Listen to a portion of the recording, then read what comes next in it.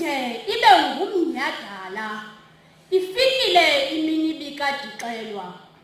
Thini madoda kudala amalanga eshona kodwa lanamhlanje lona lizawushona nendaba. Ndixoleleni mawethu. Ukuba bendiliciko bendiya kuyivuma le ngoma. Andingethandi ukubopha amabande kodwa ndingathanda ukuthezela emnxebeni.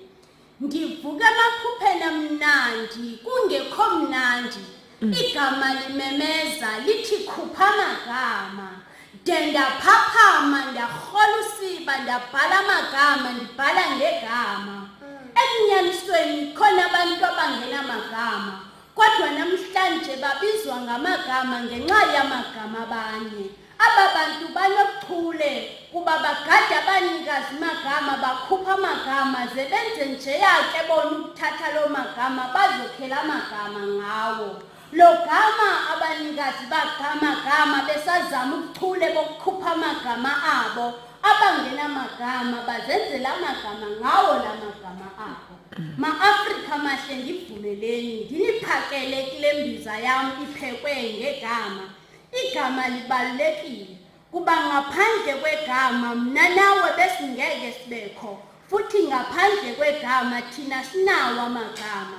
Kaloku kwasekuqaleni kwaqala kwabekwa igama lathiwa igama kwathiwa ngulizwi.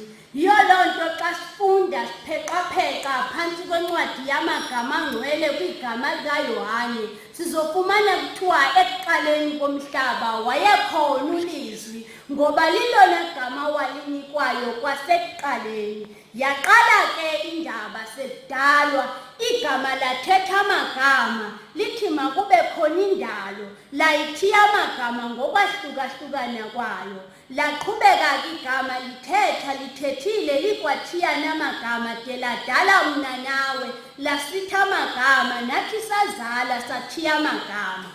Ma-Afrika andilonga nani kodwa nje ndiqhutywa ngamagama. Andikhumbuzi imvelaphi yegama eladala amagama azala amagama.